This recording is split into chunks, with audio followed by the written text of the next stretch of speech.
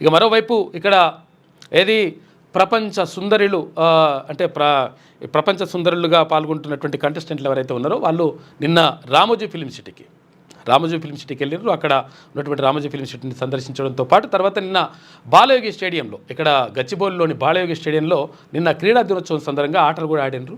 నిన్న మొత్తం మంచిగా ఎంజాయ్ చేసిండ్రు. అదో వైపు అట్లా నడుస్తూ ఉంటే నిజంగా కూడా రామోజీ ఫిల్మ్ సిటీ అద్భుతంగా ఉంటుంది. అంటే కాకపోతే కొంచెం రేట్ ఎక్కువ పెట్టిండ్రు కానీ, ఎందుకంటే నేను ఈటీవీలో పనిచేసినప్పుడు రామోజీ ఫిల్మ్ సిటీలో మొత్తం తెలుసు.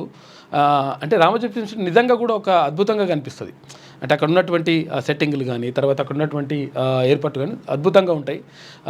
నిజంగా ఒకసారి చూసి రావాల్సిందే అన్నట్టుగా అంత బాగుంటుంది. ఎందుకంటే ఏది చూసినా కానీ అక్కడ ఒక మనకు ప్రత్యేకమైనటువంటి వాతావరణం కనిపిస్తుంది. అక్కడ తాజ్మహల్ ఉంటుంది, చార్మినార్ ఉంటుంది, తర్వాత అక్కడ రైల్వే స్టేషన్ ఉంటుంది. అంటే లోపలనే అంటే అంత సెట్టింగ్స్ ఉంటాయి.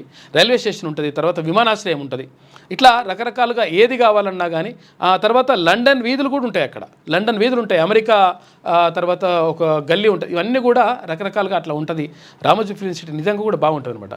అక్కడికి నేను తీసుకెళ్ళి అక్కడ సందడి చేసిందంట ప్రపంచ సుందరి కోసం పోటీ పడుతున్నటువంటి సుందరాంగులు.